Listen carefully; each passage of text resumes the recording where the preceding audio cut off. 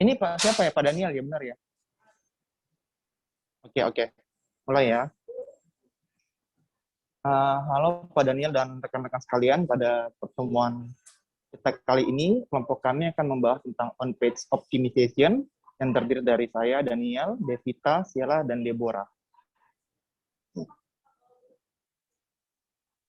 Nah, untuk pembahasan pada pertemuan kali ini, yaitu mengenai The Beginner's Guide to SEO.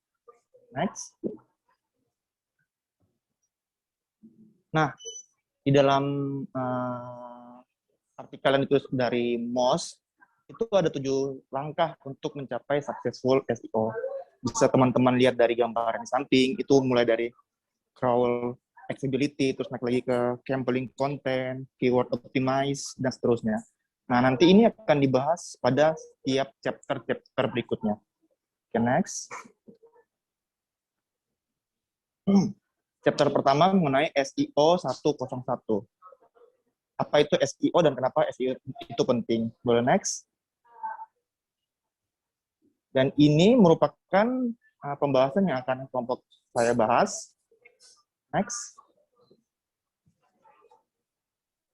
Oh, sorry, diklik dari ini, sorry, boleh di back? Diklik langsung what is SEO. Nah, apa itu SEO? SEO merupakan tindakan untuk meningkatkan kualitas dan kuantitas traffic website terkait dengan brand yang dimiliki melalui non-paid atau yang biasa disebut organic search engine result. Nah, SEO ini tuh diibaratkan seperti 2 poin dengan mata sisi yang berbeda. Nah, jadi SEO tidak hanya berbicara tentang search engine aja, tetapi juga berbicara tentang orang-orang. Jadi orang-orang, yaitu maksudnya pengunjung atau user. Nah, untuk mendapatkan jawaban atau solusi dari masalah atau pertanyaan yang diajukan. Boleh di back. Kemudian search engine basics. Nah, apa sih search engine basic? Teman-teman udah tahu ya. Jadi fungsinya sini untuk menjelajahi atau mengevaluasi miliaran konten untuk menentukan konten mana sih yang paling sesuai yang menjawab pertanyaan yang kita ajukan. Nah, search engine basic ini mencari atau membuka semua konten yang tersedia seperti website, web page, bahkan PDF, image, video file, dan lain-lain. Nah, dengan melalui proses yang disebut crawling dan indexing. Dan nanti akan diurutkan berdasarkan tingkat kesesuaian konten dengan keyword yang digunakan atau yang dimaksud dengan ranking. Nah, berikut ada beberapa contoh yang teman-teman sudah tahu search engine itu sendiri itu apa, yaitu Google, Yahoo, AOL, Ads, Bing, dan lain-lain. Back. Kemudian, oke, diklik aja. Nah, terus tadi kan sempat saya katakan non-paid atau organik kan. Terus apa aja sih yang termasuk dalam search result organik? Nah, pertama kita harus tahu dulu nih, ketika kita di dalam SERP atau Search Engine Result Page itu berisikan banyak iklan berbayar dan juga organik. Nah, beberapa fitur SERP pada Google tersendiri itu menyediakan fitur-fitur organik, jadi gratis. Nah, seperti misalnya kita lihat contohnya, di gambar kanan atas, itu ada yang saya bold warna biru, blok warna biru yang merupakan paid, dan yang tidak di blok itu merupakan organik. Nah, beberapa contoh fitur-fitur organik, seperti saya snippets feature, itu yang paling kanan bawah. Jadi kalau kita teman-teman pernah mencari sesuatu di Google, misalnya bagaimana membuat CV yang bagus, atau 7 tahap membuat website yang bagus, atau misalnya tahap-tahap dalam berinteraksi dengan orang. Nanti akan muncul sebuah box yang menunjukkan poin-poin. Nah, itu namanya snippet feature. Dan ada juga yang namanya people also ask box. Jadi misalnya teman-teman pengen nyari tahu, misalnya contoh nih, apa itu SEO, apa sih SEO? Nanti akan ada kotak yang berisikan misalnya apa yang dimaksud dengan SEO, apa itu SEO dan fungsinya, apa itu SEO dan contohnya. Nah, itu merupakan pertanyaan-pertanyaan yang pernah diajukan oleh orang-orang dan dirangkum di dalam sebuah box. Itu yang dimaksud people also ask boxes. Dan ada juga contoh berikutnya, knowledge panel. Knowledge panel, seperti yang bisa dilihat, ini misalnya ketika melakukan pencarian mengenai Mas Pion, Nanti sebelah kanan itu biasanya ada deskripsi tentang SPN itu sendiri. Nah, itu yang dimaksud dengan knowledge panel. Dan semua ini fitur-fitur yang saya tunjukkan di sini merupakan fitur-fitur yang gratis alias organik. Oke, mau di back.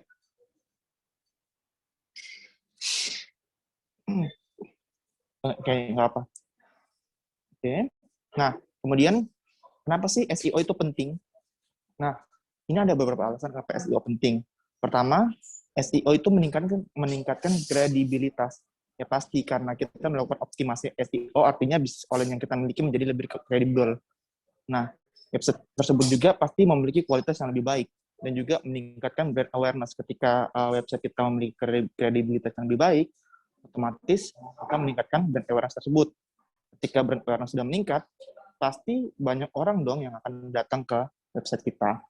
Dan ketika banyak orang datang ke website kita, salah satu hal yang harus kita bangun adalah yang harus kita optimalkan, yaitu user friendly. Apakah website kita user friendly nggak sih, mempermudah orang yang mengunjungi website kita atau enggak sih? Nah, itu juga termasuk dalam SEO. Kemudian membantu meningkatkan perkembangan bisnis dan juga membuat website semakin up to date karena memang dilakukan optimalisasi secara berkala. Kemudian mempermudah pengunjung dalam melakukan konversi.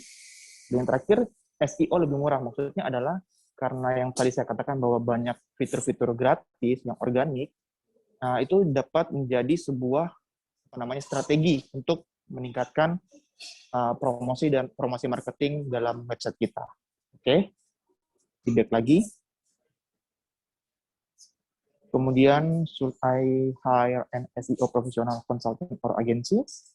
Nah, di sini pertama, perlu nggak sih kita meng-hire SEO profesional atau nggak agensi SEO dan sebagainya macamnya? Jawabannya sih sebenarnya tergantung. Tergantung dari pertama, niat kita sendiri untuk belajar SEO atau tidak, dan juga tingkat kompleksitas website kita.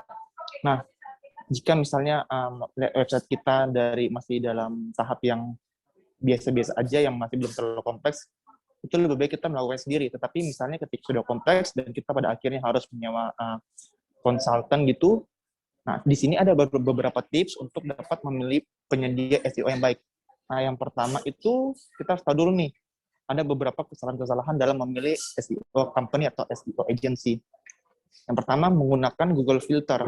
Menggunakan Google sebagai filter. Nah, yang dimaksud di sini adalah ketika kita mau mencari misalnya perusahaan SEO terbaik di Jakarta, misalnya kayak gitu, keywordnya di Google. Nanti akan beberapa akan ada muncul nih, company SEO kan, yang berada di Jakarta. Nah, sebenarnya kalau dilihat dari artikel yang ditulis di Moz ini, dia menjelaskan bahwa pada umumnya perusahaan-perusahaan SEO yang sangat baik tidak terlalu memikirkan ranking mereka yang ditampilkan pada SERP. Nah, kenapa sih? Karena biasanya mereka mendapatkan klien karena berdasarkan referensi atau bisa dikatakan word of mouth. Nah, otomatis fokus mereka adalah mengembangkan atau mengoptimalisasi website yang dimiliki oleh klien mereka dibandingkan dengan website mereka sendiri. Nah, akibatnya apa?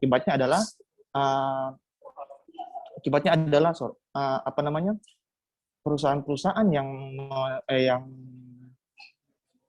perusahaan-perusahaan SEO baru itu cenderung lebih menonjol pada saat dalam filter tersebut. Kenapa? Karena mereka berusaha untuk mendapatkan klien-klien baru yang nanti pada akhirnya dapat mereferensikan website mereka pada klien-klien yang lain juga.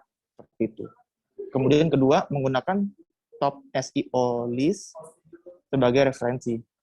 Nah, sebenarnya kita bisa aja sih kalau kita cari di Google juga, kita search, terus dapat hasil bahwa misalnya ada top 10 SEO agency seperti itu. Nah, tetapi ada beberapa website yang sebenarnya memperjualbelikan ranking tersebut. Misalnya, kalau perusahaan A atau agensi A pengen masuk dalam ranking ketiga, jadi dia harus membayarkan sejumlah nominal uang seperti itu. Dan juga terlalu mempercayai adanya secret sauce. Maksudnya adalah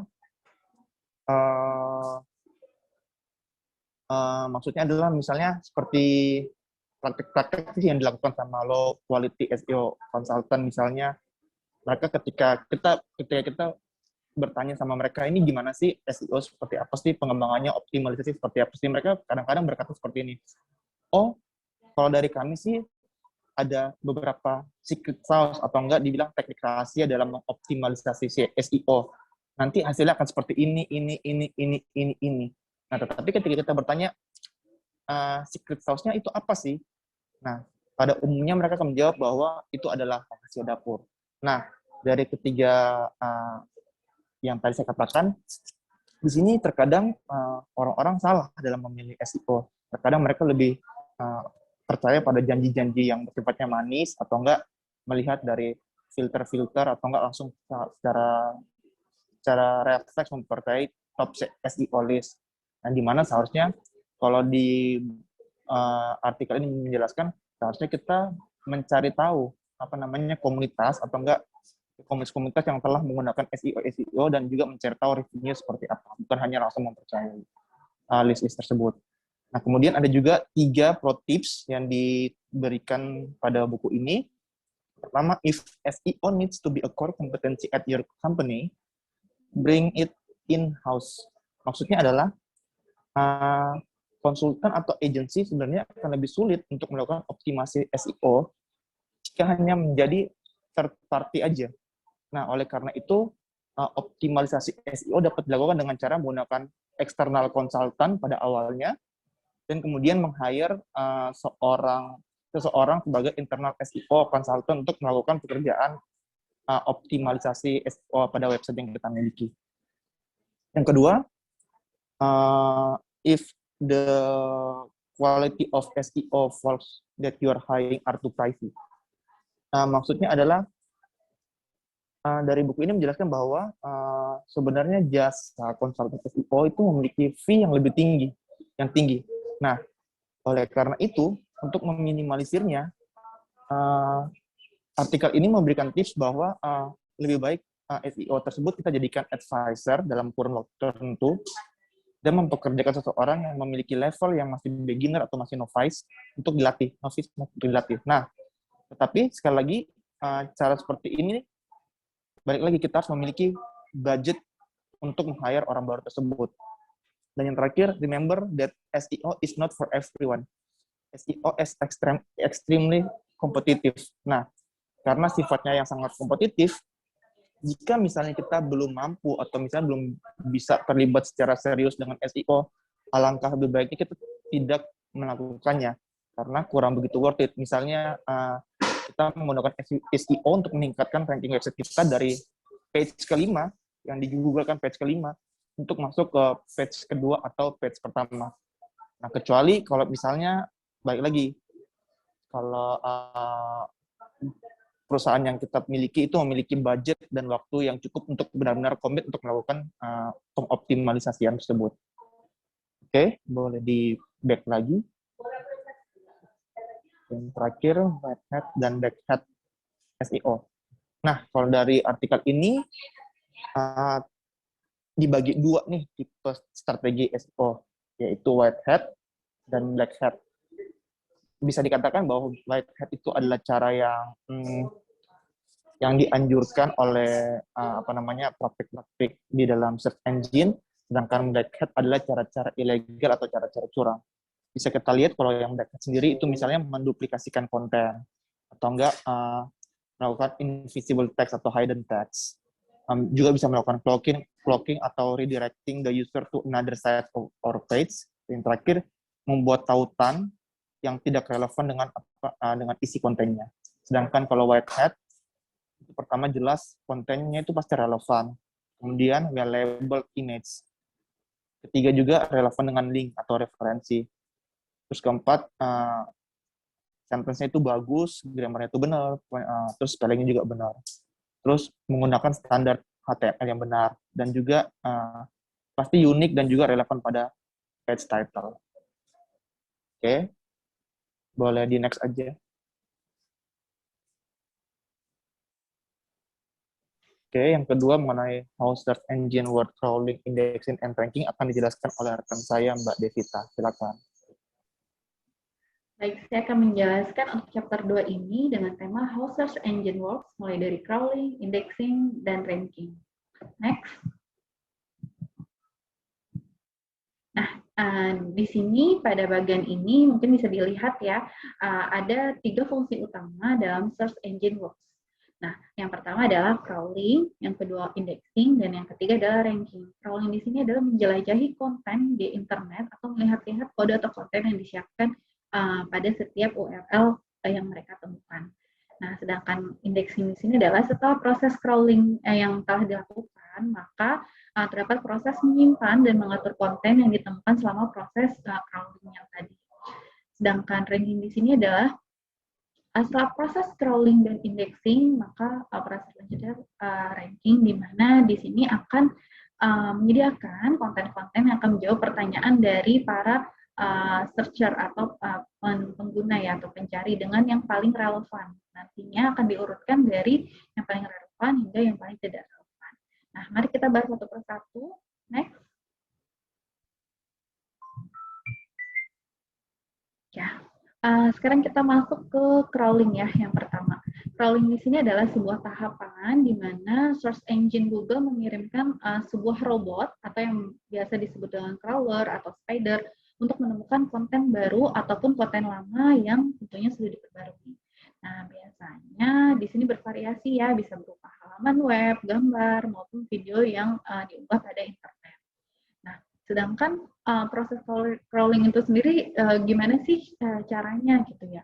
Yang pertama nantinya Google akan menemukan URL page yang diunggah pada internet. Kemudian Google akan mengunjungi page tersebut atau meng-crawl halaman untuk mencari tahu sih kira-kira konten di dalamnya itu seperti apa. Kemudian proses selanjutnya Google akan merender halaman dan menganalisis konteks berupa teks, non-teks, serta tata letak visual secara keseluruhan. Nah, tujuannya apa? Tentunya untuk menentukan kira-kira tempat atau halaman yang ditampilkan dalam search engine result page seperti itu, atau SERP ya. Dan yang ketiga prosesnya adalah jadi ketika si Google ini semakin memahami suatu page yang kita buat, maka akan semakin baik ketika Google akan mencocokkan kepada orang yang akan mencari konten tersebut. Itu proses crawlingnya. Dan di sini ada contoh kata kunci produk yang paling sering digunakan dalam pencarian Google ya. Di sini contohnya misalnya beli gamis wanita model terbaru. Nah, nanti akan muncul page di mana mungkin peringkat teratas untuk gamis wanita model terbaru seperti itu. Nah, biasanya ribuan konten yang ada pada internet tersebut nantinya akan dipilih nih dari yang paling relevan dan yang paling sesuai dengan kata kunci yang dimasukkan oleh si pengguna internet tersebut. Next. Nah, kira-kira bagaimana sih kita untuk meningkatkan site atau situs agar bisa di-crawling nih sama si Google ini? Nah, yang pertama, kita harus verifikasi kira-kira apakah Google dapat menjangkau halaman yang telah kita buat. Nah, dan kita harus memastikan nih bahwa konten yang kita buat pada situs kita itu, bahwa konten itu telah tepat atau telah benar. Nah, nanti Google akan dapat memahami dari isi konten kita dengan benar ketika konten yang kita buat ini sudah sesuai seperti itu. Sedangkan yang kedua caranya adalah jika kita sudah membuat atau memperbarui satu halaman, jadi sebaiknya kita mengirimkan setiap URL kita ke Google.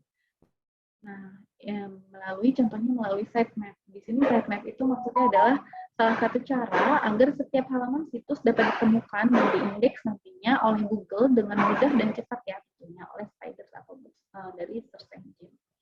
Nah, sedangkan proses yang ketiga di sini cara meningkatkannya, ketika kita meminta Google untuk meng-crawl pada satu halaman saja, pastikan halaman tersebut adalah homepage yang kita miliki. Nah, homepage di sini kenapa sih sangat penting? Karena di sini untuk mendorong crawling situs yang lengkap, pastikan homepage dan semua halaman tentunya memiliki sistem navigasi situs yang bagus, yang nantinya akan ditautkan kepada semua bagian dan halaman penting pada situs yang kita miliki.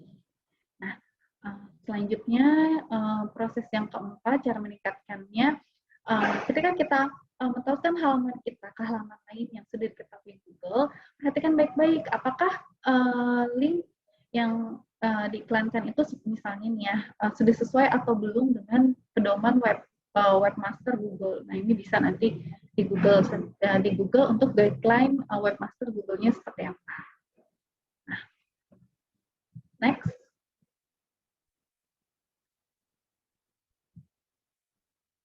Kemudian kita bahas terkait dengan indexing. Seperti yang kita ketahui, indexing di sini maksudnya adalah tahapan ketika search engine Google ini memproses dan menyimpan informasi yang mereka temukan pada proses crawling, indexing, atau pengindeksan merupakan salah satu bagian yang mungkin paling penting nih dan tidak boleh terlewatkan. Kenapa indexing ini tidak boleh terlewatkan? Karena misalnya website ini tidak terindeks dengan baik, maka nanti ketika pencarian di search nanti website kita tidak muncul pada halaman search bar yang tadi yang saya jelaskan sebelumnya. Nah, cara kerja indexing ini cukup sederhana ya. Jadi dimulai dengan menganalisis konten yang ada, kemudian keyword-keyword yang dipakai itu apakah relevan dengan isi konten yang telah kita buat. Kemudian kita indexing ini mengumpulkan informasi yang ada di dalamnya, dan hasil temuan dari indexing ini akan menjadi indeks yang akan disimpan dalam sebuah database yang besar atau yang dinamakan dengan Google Index. Next. Nah, selanjutnya di sini kita masuk ke gimana sih cara kita untuk improve agar indexing pada website kita ini efektif ya. Yang pertama, kita harus membuat judul yang bermakna atau meaningful. Kemudian kita harus menggunakan judul halaman yang menyampaikan subjek halaman, kemudian menggunakan teks untuk menyampaikan konten, bukan gambar, karena Google ini lebih memahami teks ya. Jadi Google ini dapat memahami sebagian gambar dan video, tetapi tidak sebaik ketika Google memahami teks. Jadi setidaknya beri keterangan pada video dan gambar atau dengan teks alternatif dan atribut lain yang sesuai seperti itu. Nah, di sini contohnya ya, saya mendapatkan 2 gambaran nih. Yang pertama yang atas ini 7 tempat wisata Indonesia ini wajib banget dikunjungi. Jadi ketika misalnya kita cari di search bar 7 tempat wisata terbaik di Indonesia, kemudian muncul dua ini ya yang kita bahas. 7 tempat wisata di Indonesia ini wajib banget dikunjungi ini yang berada di peringkat teratas. Kemudian yang ada di halaman ketiga, saya sengaja mengambil yang kedua nih, di halaman ketiga, 7 surga alam Indonesia yang lebih indah dari Maldives. Mungkin bisa dilihat dari sini kenapa sih yang gambar yang atas ini menjadi peringkat teratas, karena mungkin judulnya lebih meaningful dan sesuai dengan yang dicari oleh para pengguna internet. 7 tempat wisata terbaik di Indonesia. Jadi makanya kenapa yang gambar nomor pertama ini muncul di peringkat teratas, karena dia lebih pendek, lebih jelas, lebih bermakna gitu. Sedangkan yang kedua ini terlalu panjang dan mungkin surga alam Indonesia terlalu berat ya untuk dipikirkan oleh para pengguna internet. Next. Kemudian kita masuk ke serving and ranking. Nah, ranking di sini maksudnya mungkin sudah saya jelaskan sebelumnya ya, bahwa di sini adalah pengurutan hasil dari pencarian dari yang paling relevan sampai dengan yang paling tidak relevan. Itu rankingnya. Nah, di sini jika misalnya kita ingin website kita berada di halaman yang paling atas, maka kita harus memaintain atau konten produk yang kita buat itu harus relevan mungkin dan informatif mungkin ya dibandingkan dengan kompetitor. Nah, kira-kira cara kerjanya gimana sih ranking ini? Nah, jadi ketika pengguna mengetik suatu query atau keywords gitu ya, Google mencoba menemukan jawaban yang paling relevan dari indeksnya. Nah, tentunya berdasarkan faktor-faktor yang terkait ya. Kemudian selain itu, Google nanti akan mencoba menentukan jawaban dengan kualitas yang tertinggi atau yang paling relevan. Selain itu, Google juga mempertimbangkan seperti lokasi, bahasa, dan perangkat pengguna yang digunakan, misalnya desktop atau ponsel yang digunakan. Nah, contohnya di sini bisa dilihat ya, beli gamis wanita model terbaru gitu ya. Ternyata di sini yang paling muncul di urutan teratas adalah website dari Tokopedia ya, e-commerce justru yang muncul di mesin pencarian Google. Nah, Tokopedia di sini dia ini udah sering ya berbagai konten yang berkualitas yang mereka hasilkan, mulai dari optimisasi data, dari keyword-nya, hingga berbagai pengaplikasian teknik SEO lainnya. Jadi sehingga mempermudah search engine Google untuk meng-crawling dan mengindexing halaman website dari Tokopedia ini. Nah, makanya ini yang akan nantinya menampilkan Tokopedia menjadi ranking teratas pada hasil pencarian internet atau search. Nah, tentunya ini memberikan keuntungan ya bagi toko-toko yang bekerja sama dengan Tokopedia. Next. Nah, kemudian slide selanjutnya adalah bagaimana sih cara kita untuk meningkatkan surfing dan ranking ini. Yang pertama tentunya kita buat agar page kita ini dapat dimuat dengan cepat dan mobile friendly. Artinya apa? Mobile friendly di sini mungkin maksudnya bisa beradaptasi nih ketika pengguna menggunakan misalnya perangkat-perangkat yang berbeda, desktop atau mungkin mobile ya, seperti itu, atau handphone. Nah, yang kedua di sini adalah isi halaman atau konten yang kita miliki ini dengan konten-konten bermanfaat.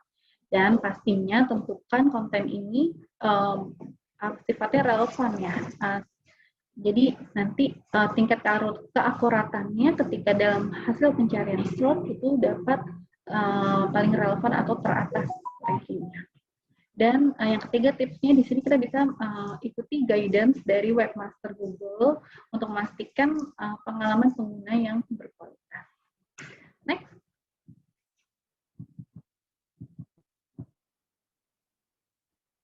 Next. Ya, selanjutnya. Ya. Di sini saya akan membahas sedikit tentang search engine market share, di mana di sini saya menampilkan dua ya, dari worldwide dan Indonesia, di mana berdasarkan data StatCounter di bulan Maret 2021, Google memiliki search engine market share terbesar di seluruh dunia. Buktinya di sini dia mencapai 92,41% dari search engine market share lainnya ya, seperti Bing, di sini Yahoo, Baidu, dan lain-lain. Kemudian sedangkan di Indonesia justru mencapai 98,06%. Next.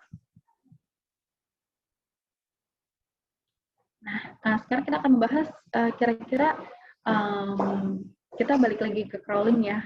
Bisakah kira-kira search engine akan menemukan website yang kita miliki gitu ya? Jadi prasyarat utama untuk muncul di search ini yang perlu kita note adalah crawling dan indexing. Jadi kita harus memiliki situs, jika sudah memiliki situs web, jadi mungkin ada baiknya kita memulai dengan melihat berapa banyak halaman sih yang ada di indeks ketika kita melakukan pencarian tersebut. Kita bisa melakukan pengecekannya secara langsung ya. Kemudian, nah ini nanti akan memberikan insight-insight yang bagus tentang apakah Google crawling dan menemukan semua page yang diinginkan. Nah, caranya gimana? Caranya mudah sekali ya untuk memeriksa halaman yang diindeks. Contohnya, kita bisa ketik di sini di search bar site.2yourdomain.com. Nah, misalnya di sini site.2most.com ya. Nah, nanti akan muncul nih hasilnya pada search untuk hasil yang dimiliki Google dalam indeks untuk situs yang ditentukan tadi. Nah, di sini mungkin bisa dilihat hasil yang ditampilkan oleh Google ini memberikan gambaran nih, kira-kira bagaimana sih halaman tersebut saat ini muncul di hasil pencarian, kita di posisi yang seperti apa sih. Kemudian untuk hasil yang lebih akurat kita juga bisa menggunakan Google Search Console ya. Nah, Google Search Console ini seperti yang dilihat pada gambar, kita harus melihat nih jumlah halaman yang valid, misalnya dengan atau tanpa warning ya. Jika kedua angka ini berjumlah kecuali 0 ya, kecuali angka 0, maka Google memiliki setidaknya beberapa halaman dari situs web yang kita miliki yang diindeks. Nah, jika tidak, maka ada masalah nih dengan situs web kita. berarti situs web kita tidak muncul pada search-nya Google seperti itu. Nah, mari kita bahas ya. Next. Nah, kira-kira kenapa sih kok bisa nggak muncul di hasil di penelusuran Google tadi ya, atau di search tadi? Nah, karena kan Google ini biasanya meng-crawl miliaran page ya, istilahnya ya, setiap harinya.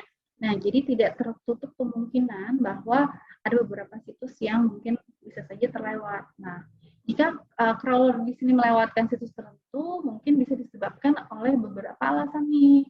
Misalnya situsnya tidak terhubung dengan baik dengan situs lain di web, atau situs yang kita buat ini baru diluncurkan sehingga Google belum sempat melakukan crawling. Kemudian bisa juga desain situs yang kita miliki ini menyulitkan Google untuk meng-crawling secara efektif. Dan yang terakhir di sini bisa saja Google menerima error saat meng-crawling situs yang kita miliki. Next. Nah, sekarang kita kembali lagi ke indexing ya. Di sini how to index your site. Nah, di sini saya akan menjelaskan berdasarkan 3 ya, di mana ada robots meta directive, robots meta tag, dan X robots tag.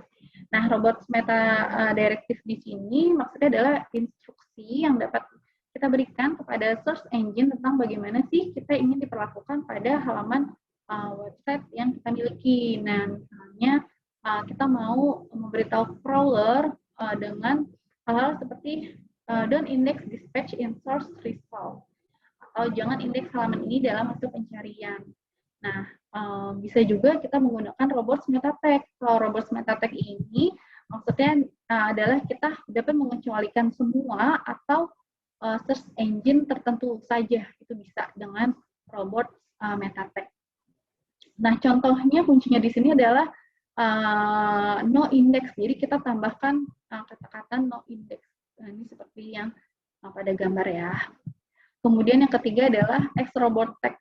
Nah, X robot text di sini lebih fleksibel. Kenapa lebih fleksibel dan fungsionalis ya daripada meta tag? Jika misalnya kita ingin memblokir search engine dalam skala besar, itu kita harus menggunakan X robot text. Nah, jadi kita bisa mengecualikan seluruh folder atau jenis file tertentu saja. Nah, ini contohnya.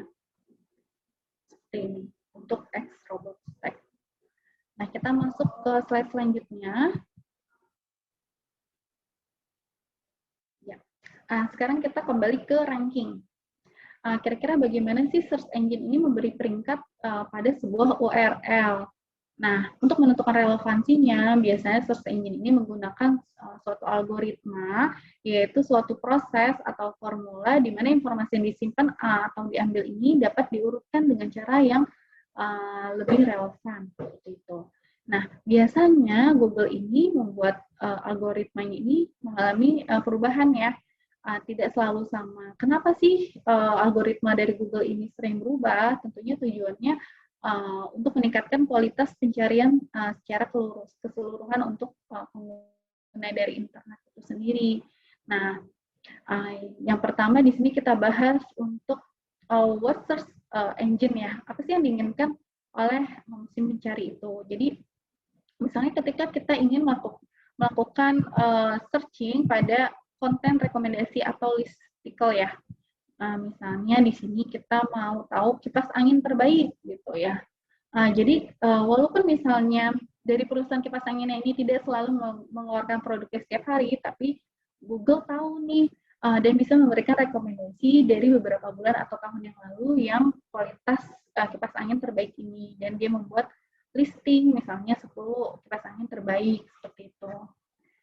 Dan yang kedua di sini the role links play in SEO.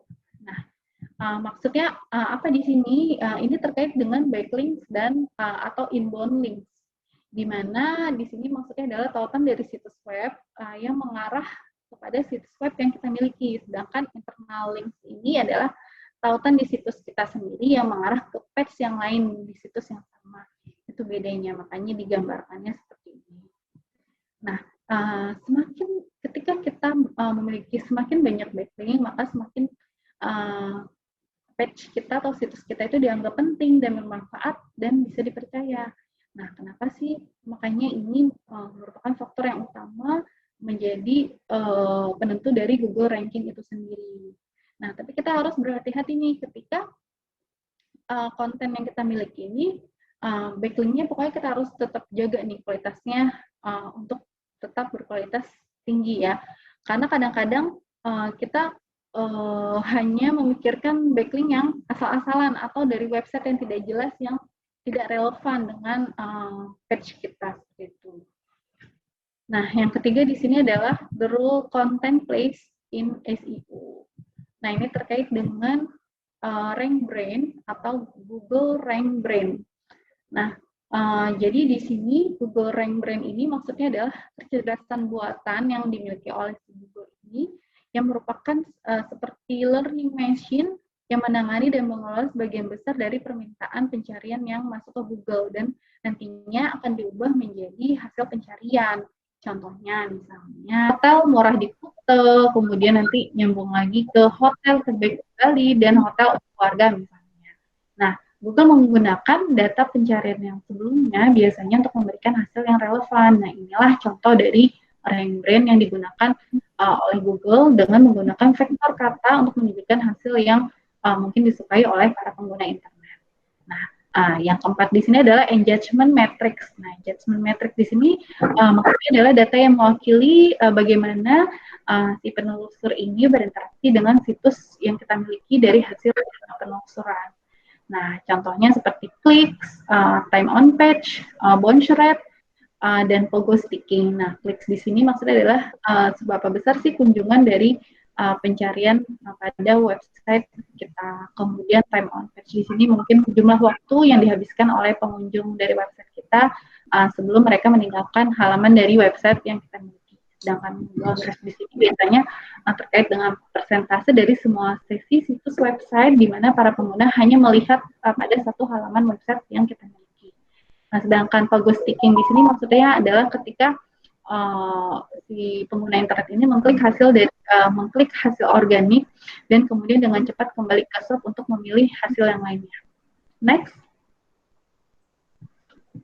Di sini slide terakhir.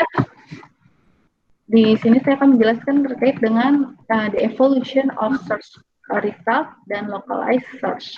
Nah, evolusi dari hasil pencarian ini biasanya sebelumnya menggunakan 10 links yang tadi misalnya 10 tempat wisata terbaik di Indonesia gitu ya misalnya. Nah, setiap kali pencarian dilakukan nanti Google akan mengembalikan lagi halaman dengan 10 hasil organik dari masing-masing dengan format yang sama.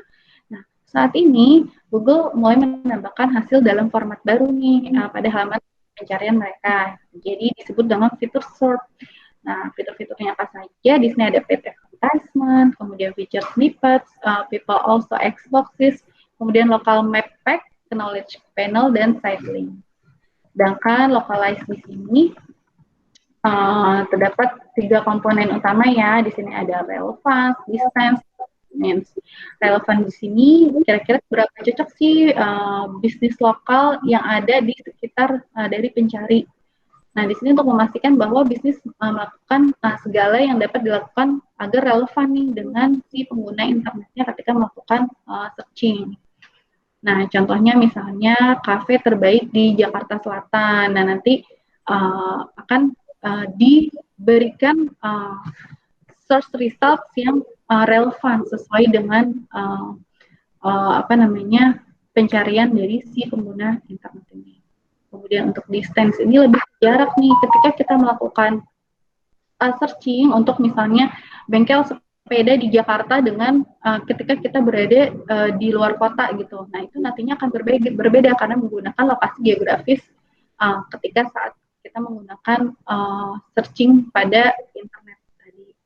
Sedangkan yang terakhir di sini keunggulan atau prominence. Prominence di sini maksudnya adalah seperti Google ini ingin memberikan penghargaan pada bisnis-bisnis yang unggul karena ulasan atau review-review dari para pengguna internet. Nah, di sini makanya nantinya bisa menjadi peringkat teratas ketika ulasan dari pengguna internet ini sentimennya selalu positif. Seperti itu. Selanjutnya akan dijelaskan oleh Sheila. Oke, baik. Bagian selanjutnya saya akan menjelaskan mengenai keyword research, di mana keyword research ini adalah salah satu elemen yang penting juga untuk dikelola dalam mengembangkan strategi SEO. Kenapa? Karena keyword research ini sendiri ini sangat penting karena akan berpengaruh terhadap posisi website dan posisi mesin pencari atau search engine seperti misalnya pada saat kita menelusuri di Google. Nah, semakin precise atau keyword yang tepat yang kita gunakan untuk strategi SEO kita, maka kemungkinan untuk muncul di halaman yang paling depan pada saat di homepage-nya itu semakin tinggi. Nah, boleh next. Nah, keyword research sendiri ini merupakan kekuatan kata kunci pencarian atau keyword research yang terletak pada pemahaman yang baik mengenai target pasar dan bagaimana mereka menelusuri konten, layanan, atau produk. Nah, hal-hal ini yang perlu diperhatikan pada saat kita ingin mengembangkan atau ingin menentukan sebuah target research, yaitu yang pertama kita harus mengetahui target pasar kita atau audience kita dan bagaimana behavior mereka dalam menelusuri konten-konten yang ada di internet ataupun layanan maupun produk.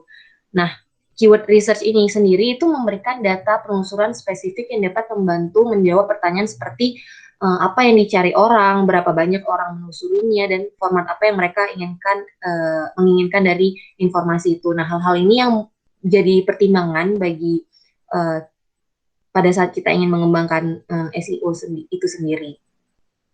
Baik, next Mbak. Nah, sebelum kita menentukan keyword research-nya sendiri, kita perlu mengajukan beberapa pertanyaan. Jadi untuk mengeksplor dan men-trigger kita kira-kira keyword research seperti apa ya yang bisa kita gunakan. Nah, sebelum itu sebelumnya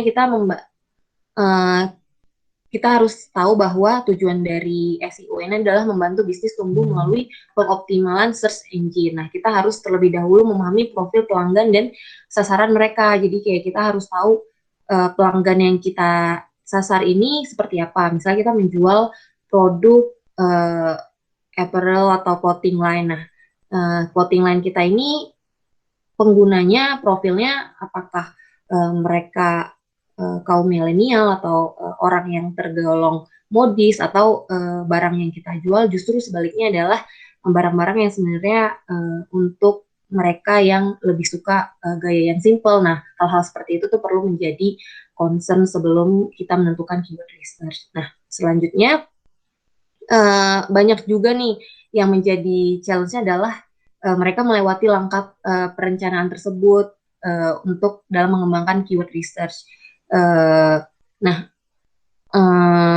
sebenarnya itu kalau kita sudah tahu dari awal sebenarnya ranking kata-kata apa sih yang pengen kita, sebelumnya kan udah dijelaskan mengenai perankingan dari kata kunci itu sendiri. Nah, kalau kita sudah tahu sebenarnya ini akan menjadi shortcut sih dari proses sebelumnya.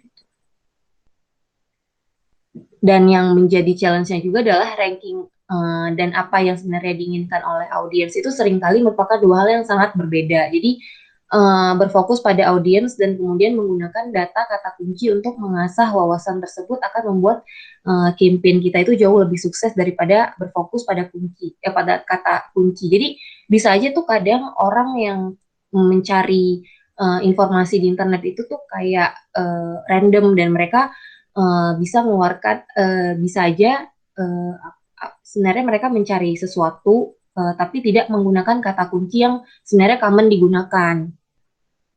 Nah, hal-hal ini juga perlu menjadi fokus bagi strategi SEO. Next. Ini adalah salah satu contoh bagaimana toko es krim vegan yaitu Frankie and Joe, mereka mencoba untuk optimasi strategi SEO ini sebagai strategi marketingnya dengan tujuan untuk meningkatkan frekuensi kemunculannya di hasil penelusuran organik atau pada saat di homepage search engine seperti Google. Nah, untuk itu mereka itu berusaha memahami bagaimana pelanggan mereka. Maka mereka mencoba untuk breakdown beberapa pertanyaan berikut, yaitu jenis es krim dan makanan penutup atau cemilan dan lain-lain apa yang biasa ditelusuri orang. Terus siapa yang mencari istilah ini dan kapan orang menelusuri es krim, cemilan atau makan penutup dan lain-lain. Jadi timingnya juga perlu diperhatikan dan apakah ada tren musiman sepanjang tahun terkait konsumsi es krim, mungkin peak pada season tertentu. Terus bagaimana cara orang menelusuri es krim, kata-kata apa yang mereka gunakan, pertanyaan apa yang mereka ajukan, dan apakah lebih banyak pencarian dilakukan di perangkat seluler, dan mengapa orang mencari es krim, apakah individu mencari es krim sadar akan kesehatan atau hanya ingin memuaskan hasrat akan rasa manis, dan di manakah lokasi pelanggan potensial. Jadi kayak secara geotaggingnya itu apakah secara lokal, nasional, atau internasional. Terus bagaimana kita dapat membantu memberikan konten terbaik tentang es krim untuk menumbuhkan komunitas dan memenuhi apa yang dicari semua orang. Dan mengajukan pertanyaan ini adalah langkah pencarian penting untuk dapat membantu peneliti dalam memilih kata kunci dan membantu membuatkan konten yang lebih relevan. Next. Ke ini ya. Nah, selanjutnya, tapi di sini juga istilah apa yang dicari orang itu menjadi salah satu hal yang perlu di-highlight dalam sebelum menentukan kata kunci. Jadi produk, layanan, atau informasi yang diberikan itu menjawab pertanyaan tersebut. Dan selanjutnya,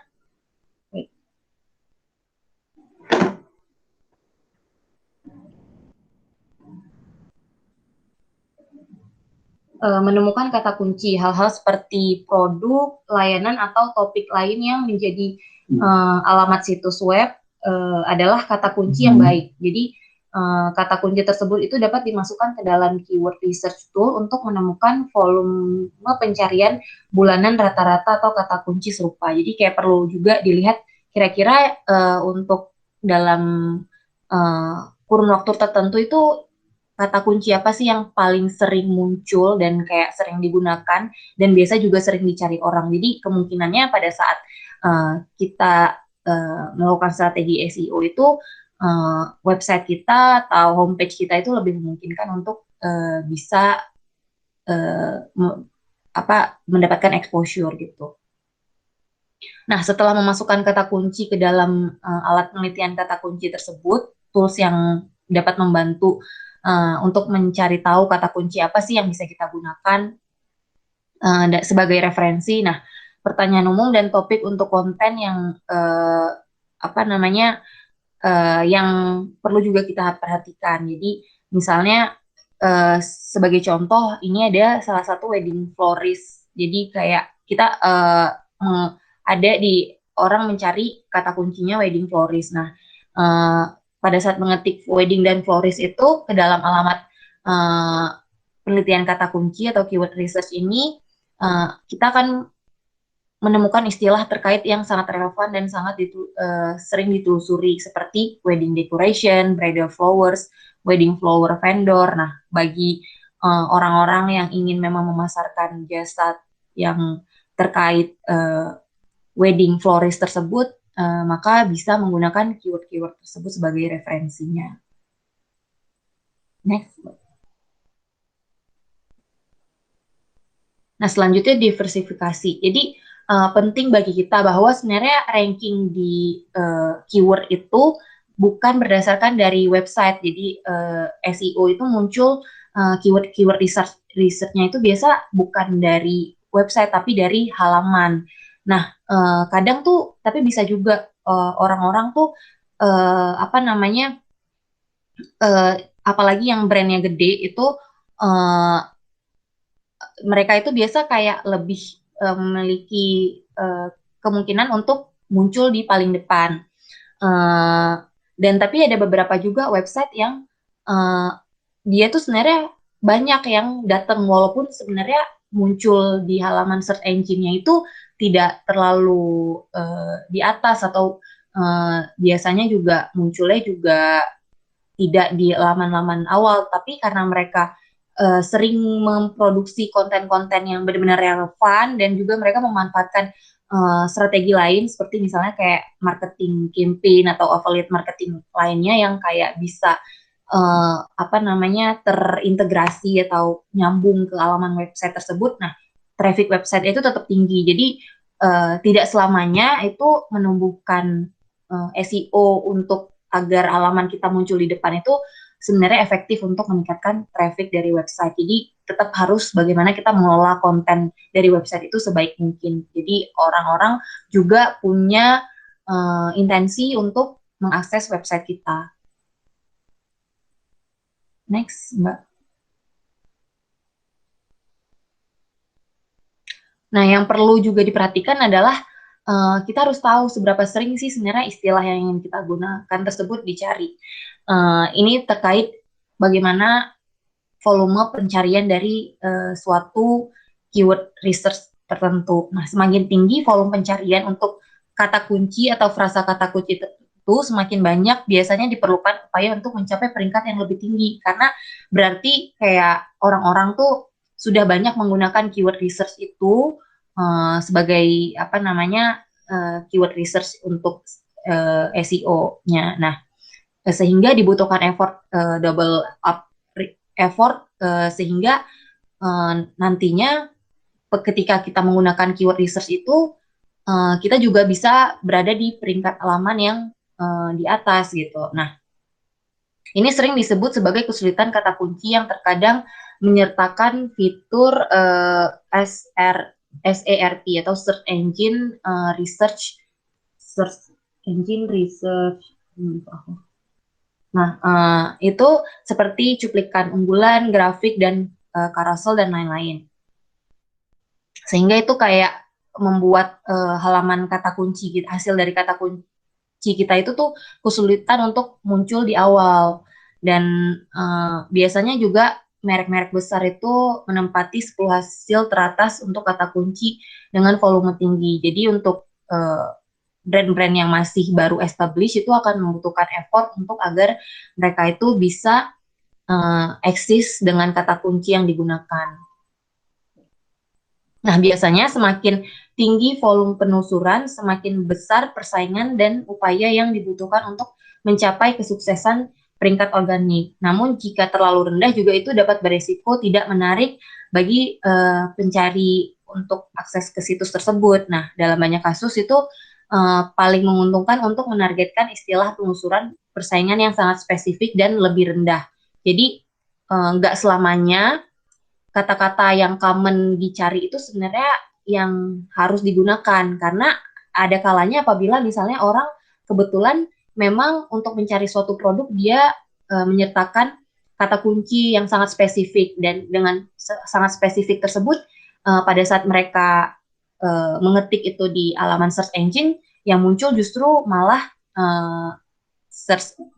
halaman kita karena menggunakan kata kunci yang lumayan niche tersebut. Nah, dalam SEO strategi tersebut disebut dengan long tail keyword.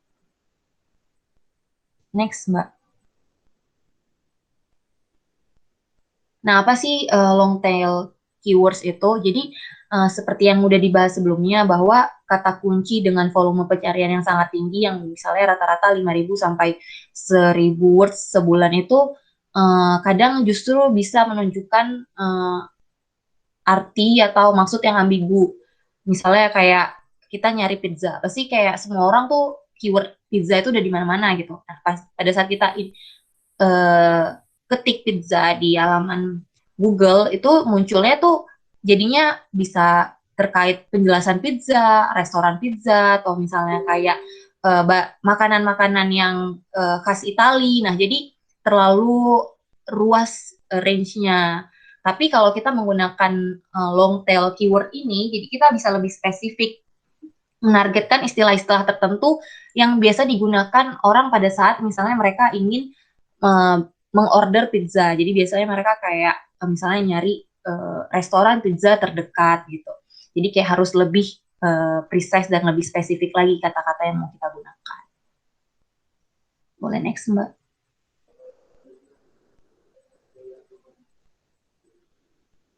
Nah, yang perlu kita notes juga, kita itu tidak boleh meremehkan kata kunci yang kurang populer. Jadi dalam prinsip long tail keywords ini, dengan volume pencarian yang lebih rendah, seringkali justru menghasilkan konversi yang lebih baik. Karena pencari lebih spesifik dan sengaja dalam pencarian mereka. Jadi misalnya kayak kita mau nyari running shoes gitu, kayak kita ada preferensi emang pengen nyari model tipe tertentu dengan ukuran tertentu dan kayak warna tertentu. Nah, kita bisa tuh menggunakan strategi long tail keyword ini sehingga nanti produk kita bakal muncul di halaman pertama pada saat spesifik target konsumen kita memang ingin mencari produk tersebut.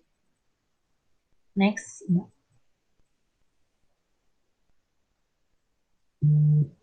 Nah, secara strategis ini ada beberapa faktor yang dapat menentukan volume pencarian. Yang pertama, kata kunci oleh kompetitor atau bersaing. Jadi kayak kita harus memprioritaskan kata kunci volume tinggi yang saat ini tidak diperingkatkan oleh pesaing karena apabila kita menggunakan kata kunci yang juga digunakan oleh kompetitor itu kita akan semakin sulit untuk mengoptimalkan strategi organik kita ini dengan menggunakan SEO. Jadi justru mungkin kita nanti harus bidding atau menggunakan strategi lainnya seperti SEM agar bisa compete. Nah, kita juga harus melihat kata kunci mana yang dari daftar yang sudah diperingkat oleh pesaing dan mereka ikut memprioritaskannya. Jadi ada kalanya juga kita harus cukup concern kalau misalnya memang kata kunci tersebut memang saat ini tuh yang sedang banyak dicari dan rata-rata produk pesaing juga memprioritaskan kata kunci tersebut. Nah, kata kunci juga perlu di dikelola berdasarkan musim. Jadi mengetahui tentang tren musiman itu dapat bermanfaat dalam menerapkan strategi konten. Misalnya kayak sekarang kan musim Ramadan atau mau Lebaran. Nah, jika hampers lembaran mulai melonjak, maka dapat pada masa Ramadan ini kita dapat menyiapkan konten-konten jauh-jauh berbulan-bulan sebelum itu terkait kata kunci hampers Lebaran tersebut. Nah, selanjutnya kata kunci menurut wilayah, yaitu kita juga dapat menargetkan lokasi tertentu secara strategis dengan mempersempit penelitian kata kunci ke kota, kabupaten, atau negara bagian tertentu dari pencarian kata kunci di Google.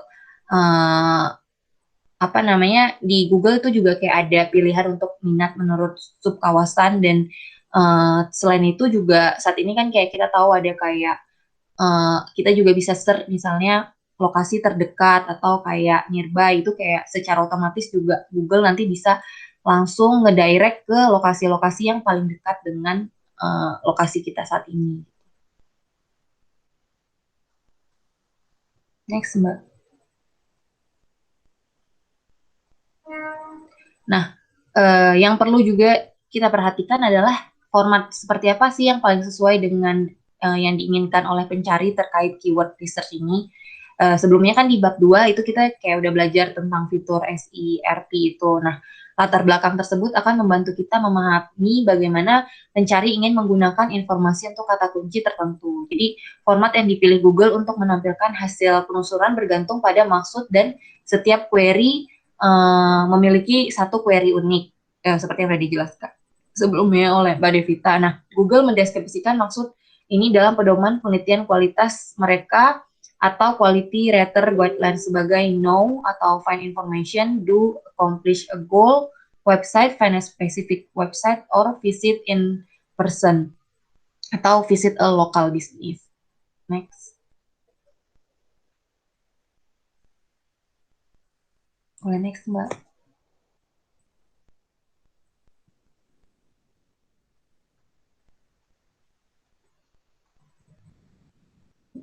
Nah, ini ada beberapa tipe query pencarian keyword. Yang pertama itu informational queries, di mana ini biasanya keyword yang dilihat itu pada saat um, orang yang menelusuri internet itu emang membutuhkan informasi tertentu, misalnya kayak dia pengen tahu nama band atau nama penyanyi yang menyanyikan lagu spesifik tertentu, atau dia pengen tahu misalnya kayak informasi terkait ketinggian Mount Everest berapa, ketinggian Monas berapa. Nah, itu biasa untuk mereka yang tujuannya adalah untuk mencari informasi. Nah, next.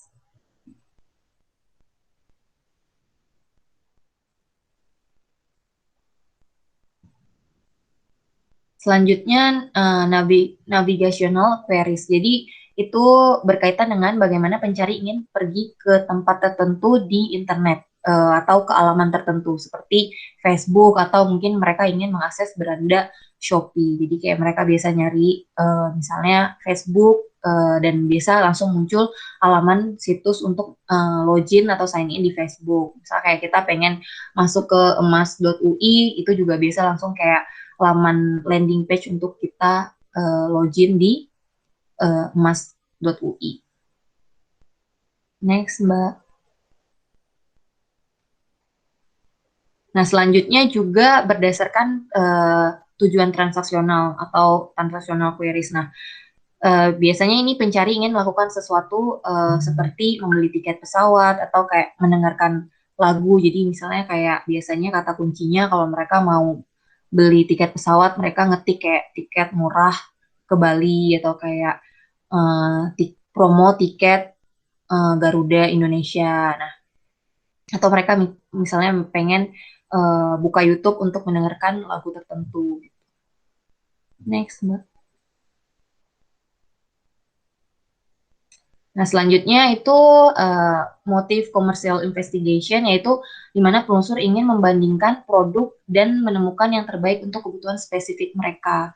Ini misalnya kayak lagi pengen beli gadget, terus ingin komparasi secara kualifikasinya, terus kayak kita pasti kayak ntar nge-search-nya itu biasa iPhone 12 versus iPhone 12 Pro. Next. Nah, selanjutnya berdasarkan lokasi atau local queries. Jadi penelusur ingin menemukan sesuatu secara lokal seperti misalnya coffee shop terdekat, klinik, atau misalnya tempat live musik. Nah, kita biasa juga kayak keywordnya adalah misalnya toko buku terdekat atau coffee shop nearby dan sebagainya.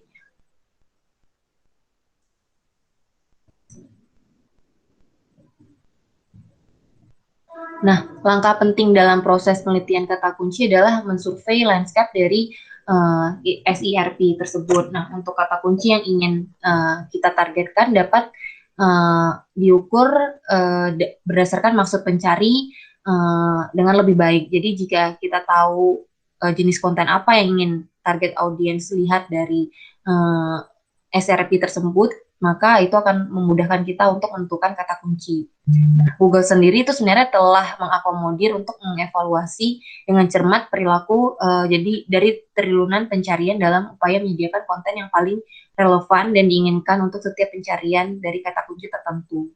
Misalnya kayak kita cuma ngetik dress, tapi kayak nanti tetap dia kayak ada semacam direktorinya untuk kayak refine by style. Misalnya kayak kita mau nyari dress yang seperti apa, yang formal atau yang casual. Nah, jika tadi query-nya ambigu tuh, maka Google akan mencoba membantu dengan fitur refine by atau saring menurut tersebut. Nah, selanjutnya ini beberapa tools untuk menentukan value dari keyword yang sebenarnya udah dijelaskan juga kurang lebih di slide sebelum di materi chapter sebelumnya. Jadi kayak ada Moz Keyword Explorer. Ini kita bisa masukkan kata kunci dan dapatkan informasi seperti volume pencarian bulanan dari fitur SERP ini seperti paket lokal atau cuplikan unggulan dan memberi peringkat untuk istilah tersebut. Nah, alat tersebut itu bisa mengekstrak data volume pencarian yang akurat dengan menggunakan data clickstream langsung atau kata kunci yang juga dapat membantu kita itu untuk mempersempit opsi dari kata kunci ke frasa yang peringkatnya paling cocok. Nah, semakin tinggi skor kata kunci, semakin sulit untuk menemukan peringkat istilah tersebut. Nah, selanjutnya itu Google Keyword Planner, di mana itu menjadi titik awal paling umum untuk penelitian kata kunci SEO. Namun, perencanaan kata kunci itu terbatas terkait data volume penelusuran dengan menggabungkan kata kunci ke dalam kelompok rentang volume penelusuran yang besar. Jadi kayak kurang bisa mengakomodir pada saat kayak kita memang pengen mencari kata-kata kunci yang saat ini justru mungkin kayak nggak tren atau lebih niche gitu. Selanjutnya Google Trends, yaitu ini tools yang bagus untuk menemukan fluktuasi kata kunci musiman. Jadi kayak kalau misalnya tujuannya adalah untuk tadi berdasarkan seasonal tertentu, jadi kayak misalnya ide kostum Halloween atau kayak baju koko atau baju lebaran. Nah, kita bisa lihat Google keyword-keyword apa sih yang biasa muncul dan kayak bisa kita gunakan sebagai preferensi itu dengan Google Trend, tools dari Google Trends ini. Nah, selanjutnya Answer the Public.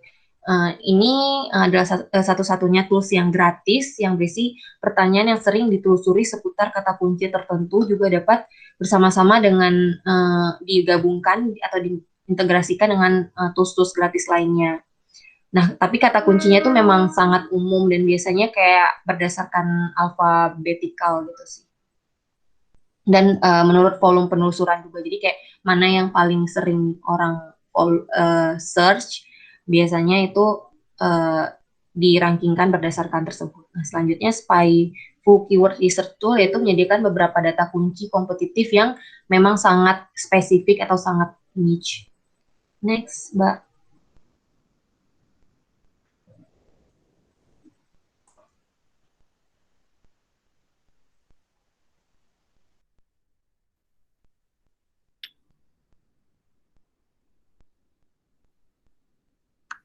Baik, selanjutnya untuk chapter 4, ini kita akan membahas SEO on page.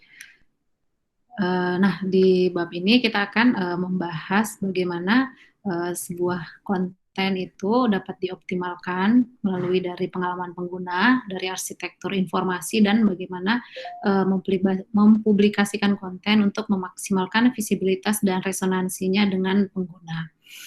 Nah, di bab sebelumnya kita telah mengetahui bagaimana target pasar itu melakukan pencarian. Maka sekarang kita akan berusaha untuk mengenal lebih dalam lagi SEO on page, yaitu sebuah langkah optimasi meningkatkan kualitas konten sehingga mudah dibaca, dipahami, dan dimengerti oleh pembaca website ataupun blog.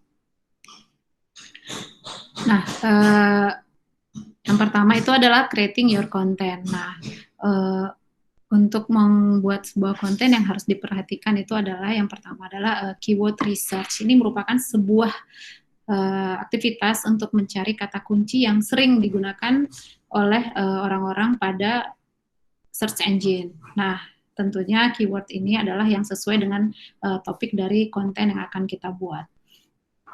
Nah, langkah-langkah untuk keyword research ini ada 3. Yang pertama itu adalah melakukan survei keywords dan kemudian mengelompokkannya sesuai dengan topik. Kemudian melakukan evaluasi SERP, di mana harus melihat beberapa karakteristik yang harus diperhatikan terkait dengan gambar ataupun video dari kapasitasnya besar, kontennya yang panjang ataupun singkat, kemudian format dari konten itu sendiri.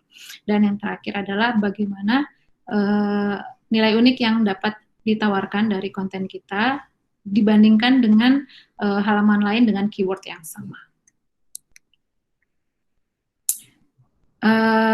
Dalam membuat konten ada beberapa hal yang harus kita hindari. Nah, pada dasarnya konten itu harus bisa menjawab setiap pertanyaan dan bisa memberikan informasi yang relevan terhadap pengguna.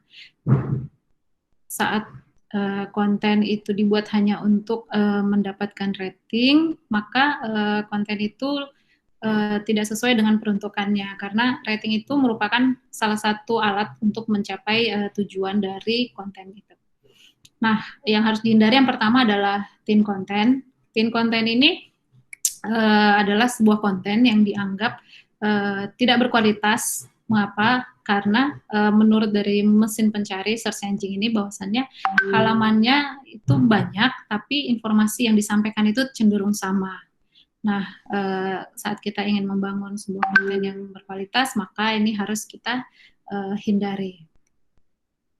Kemudian itu adalah duplikat konten, adanya konten serupa yang kita tampilkan di dalam beberapa domain yang berbeda.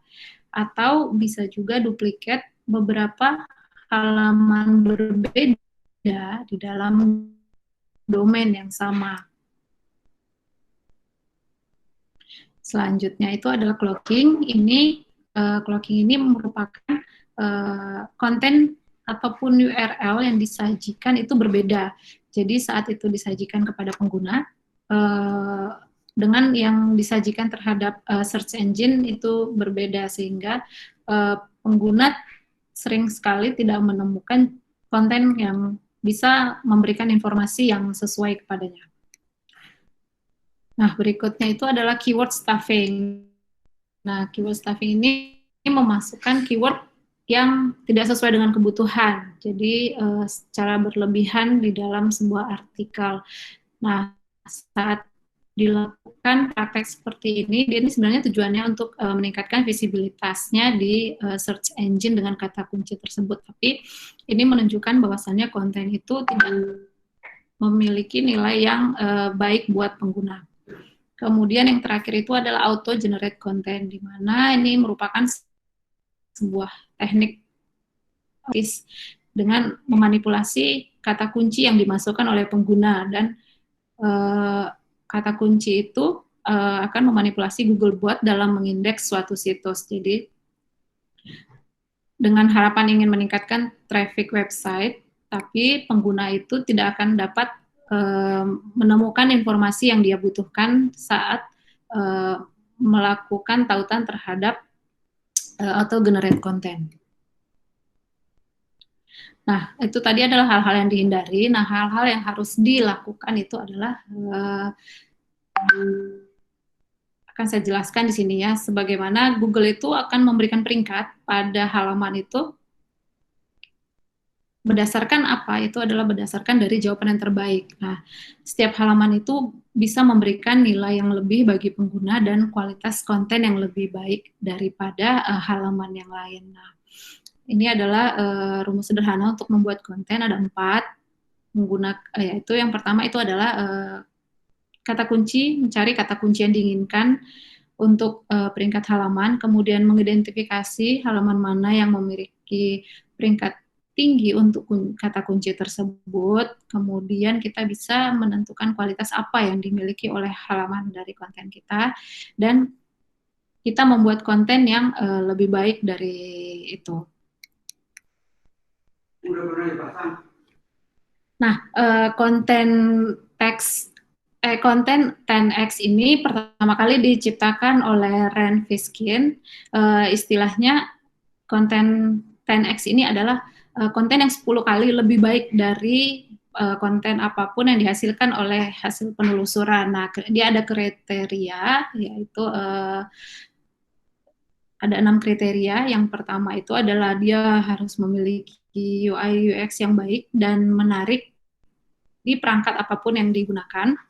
Kemudian kontennya itu adalah kombinasi dari kualitas yang baik dan dapat dipercaya serta menarik.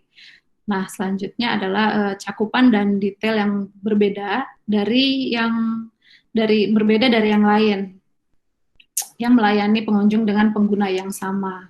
Kemudian yang keempat itu adalah konten itu harus bisa menciptakan respon secara emosional kepada penggunanya. Kemudian konten itu bisa memberikan jawaban dan memecahkan masalah melalui informasi dan sumber daya yang komprehensif dan akurat yang disampaikan. Dan yang terakhir itu adalah konten itu harus unik dan menyenangkan bagi pengguna. Nah, berikutnya di sini adalah tips ya untuk bisnis yang lokal. Jadi untuk bisnis yang melakukan kontak langsung dengan pelanggan, yang harus diperhatikan itu adalah menyertakan nama bisnis, alamat, dan nomor telepon dan informasi lainnya itu secara jelas dan akurat dan konsisten. Di sini yang harus digarisbawahi itu adalah konsisten di seluruh konten situs. Nah, sedangkan untuk bisnis yang multi lokasi dalam membuat konten, dia harus membuat halaman yang unik dan dapat dioptimalkan untuk setiap lokasi. Misalnya berdasarkan lokasinya yang ada di lokasi-lokasi dari konten itu sendiri. Nah, setelah kita mengetahui apa yang baik dari sebuah konten dalam membuat konten, maka hal-hal lain yang juga harus diperhatikan ya untuk memaksimalkan halaman kita itu adalah yang pertama adalah header text. Ini merupakan elemen dari HTML. Ini digunakan untuk menentukan judul di page kita. Kemudian ada internal links, menghubungkan sebuah halaman dari suatu website dengan halaman lain dari website yang sama. Kemudian ada image optimization. Ini adalah gambar. Jadi setiap gambar itu bisa menyebabkan itu halaman web itu menjadi lambat. Jadi harus kita memastikan bahwasannya image itu dikompres dan memiliki format gambar yang tepat. Kemudian itu ada alt text, ini alternatif teks yang akan ditampilkan saat gambar yang ada di dalam konten kita itu tidak dapat ditampilkan atau diakses, sehingga isi dari gambar itu bisa dimengerti melalui teks alternatif. Nah, selanjutnya format yang tepat untuk konten itu agar mudah untuk diakses, untuk dipahami, ada beberapa hal yang harus diperhatikan. Yang pertama itu adalah ukuran dan teksnya, diharapkan itu adalah fontnya lebih dari 16, kemudian memiliki latar yang cerah, kemudian untuk headingsnya itu harus informatif dan membantu menavigasi halaman oleh pengguna ya. Kemudian ada bullet point, di sini manfaatnya itu untuk menemukan informasi-informasi penting yang dapat diakses dengan cepat. Kemudian ada paragraph break. Nah, paragraph break ini mendorong dari pengguna bisa membaca lebih banyak halaman dalam konten yang sama. Kemudian itu ada supporting media dan juga penekanan-penekanan pada konten yang menggunakan bold dan italic. Nah, selanjutnya untuk memaksimalkan halaman kita, dilihat yang harus diperhatikan juga itu adalah title text. Ini adalah judul website yang akan mempengaruhi penggunanya. Jadi saat pengguna itu memasukkan keyword, dia akan melihat nih judul teksnya ini menarik atau enggak, dan saat itu menarik dia akan memutuskan untuk mengklik lebih lanjut. Nah, apa sih yang membuat title tag itu berbeda dan efektif gitu? Yang di sini ada 3 hal. Yang pertama itu adalah keyword-nya. Jadi keyword itu diharapkan memberikan informasi yang berguna untuk ya bagi pengguna dan juga search engine untuk memahami apa isi dari halaman itu. Nah, yang kedua itu adalah panjangnya itu diharapkan dia hanya 50-60 karakter pertama. Tidak lebih dari itu. Dan yang terakhir itu adalah branding, di mana title tag ini menyebutkan nama merek itu dapat meningkatkan dari brand awareness-nya. Nah, selanjutnya adalah meta description. Nah, apa sih meta description? Ini adalah bagian dari HTML yang mendeskripsikan dan merangkum konten halaman untuk kepentingan dari pengguna dan juga dari search engine. Nah, apakah yang membuat meta description ini efektif? Ada beberapa poin. Yang pertama itu relevan, dia harus relevan dengan konten yang ada di halaman. Kemudian panjangnya itu lebih kurang 150 hingga 300 karakter. kemudian URL strukturnya adalah, jadi struktur dari URL itu juga akan mempengaruhi ya kualitas dari sebuah konten.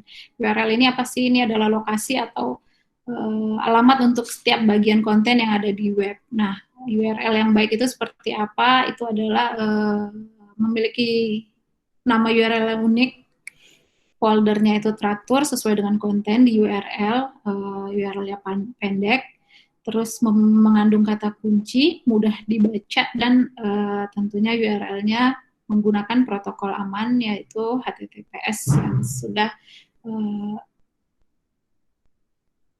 terlindung dari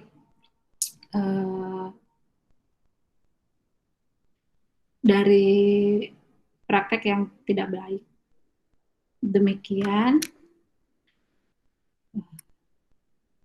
Demikian penjelasan dari kelompok 1. Terima kasih.